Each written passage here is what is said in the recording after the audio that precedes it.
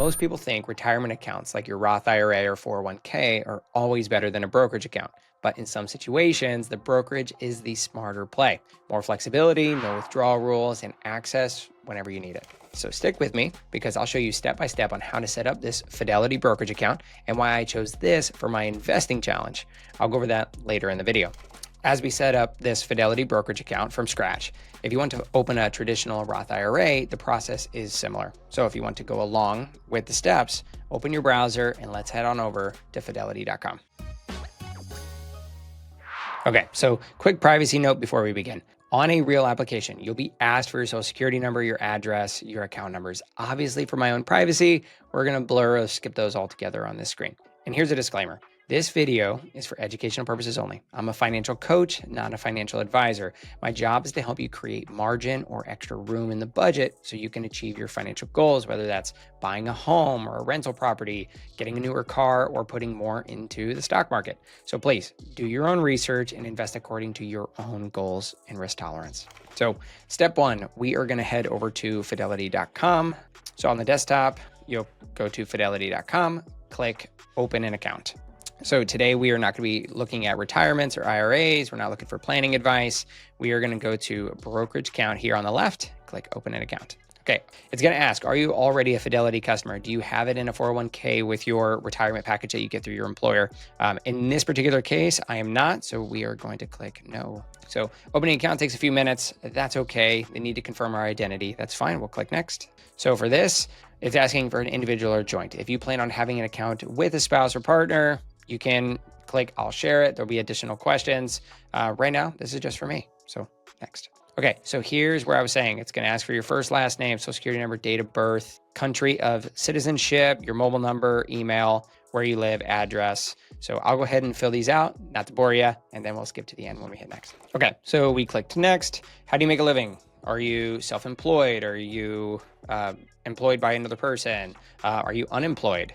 Or retired and drawing it, or employed by Fidelity, of course. So in this case, we are self-employed. So we will go through occupation, company name, and such. Okay, so in this next screen, we're going to put where's your cash be held. This is going to be your core position. Very important because when any uninvested cash, if you have any dividends being paid out, they are going to be stored in your core positions unless you specifically state to reinvest them.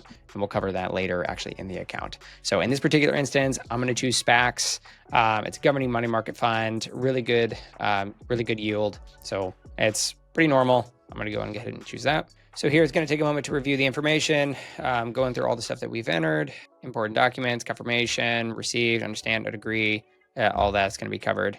And then we want to click open an account. So we went ahead, entered a username, password, entered the security question. When you hit next, it'll ask to send you a two-factor authentication text or call. So we had that, we entered it. Now it brings us to this thing, this page here. Your account is open. Now let's add some money. So in here, you want to add in a certain dollar amount. You can add in up to $250,000, $250,000. And then you can also go to other options in case you want to direct deposit, transfer investments from another firm. This is actually really popular if you already have a Roth IRA with an institution or financial advisor and you want to switch it over to Fidelity. This is kind of something you would do along with Roth IRA, saying, hey, we're going to transfer investments. But for this one, we are just going to enter in some bank information and link it and then get on to the next. Okay, so we went ahead, entered our bank information. They wanted to push notifications. We sent it, got the text, entered the code, and it brings us to this page. So this is where you're saying, I'm going to do most of the work so that you want to put the money into the account. This is the option that we're going to use for the challenge. You can do, I'll do some of the work. So it's like a pre-built group of investments that you get to choose from. It's not something that we're going to have, or you can actually hire Fidelity to be an advisor for you. So we are going to do, I'll do most of the work. So you're ready to find investments, invest in a broad mix of companies with an index fund, or I want to find stocks to invest in. We're probably going to do a lot of index investing, but I don't want them to make that decision for us. So we'll find the stocks. Okay, so it brings you to this page. Looks like you can use a simple screener, not something we're going to be looking because we're going to want to go through some of the stocks that we want to use. Let's see here. Let's go back to see, let's try what their index funds bring. Okay. Yep. Okay. So we're going to use the index funds option. They gave a pre-built list of this. We're actually going to be putting into FXAIX, which actually tracks the S&P 500. So nice, easy, safe. So we're going to put invest. So here we get to put a mutual fund. Get that screen out of the way. Select an account. We're going to do it from our individual account. $10 first. FXAIX, currently trading at 231 a share. We're going to buy, and we are just going to do $10 a day. So here it is, invested value, $10 into FXAIX, preview order. Next available price. Mutual funds are usually bought at the end of the trading day. Being that today is a Saturday, this will actually purchase on Monday evening. Place order. And that is it. We've bought stocks. Okay, so there are a few things I want to cover.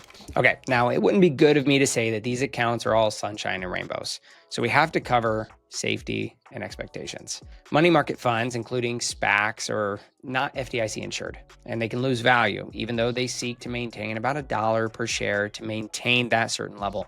Brokerage cash and securities are typically covered by the SIPC, or Securities Investor Protection Corporation. This is to protect you against broker failure, so as Fidelity, not against market loss. So you always need to read the fund summary before you select it as your core position. Now, as of right now in 2025, I'm not holding the majority of my cash in Fidelity, as I'm using Wealthfront's high yield savings account, as it is FDIC insured, even up to $8 million through their partner banks, not the standard $250,000, $250,000 you normally find. If you have a good amount of cash waiting to invest in real estate or building out your emergency funds, I highly recommend them to grow your money. I'll put the link to the high yield savings account down in the description below in case you want to check them out. If you use my link, you also get a 0.5% boost to the interest rate that they pay you. So if you want to use them, please take advantage of that to earn extra money. Okay, so in case y'all didn't know, the reason I am opening up this brokerage account with Fidelity is because we are starting a $10 per day investing challenge. This is the account we'll use for our challenge. So please subscribe and follow to see how it goes along the journey. Understand the market will go down at times, and that's okay. As history shows, it has always recovered. So make sure to subscribe to the channel, as we will be posting frequent updates on how this challenge is going day to day.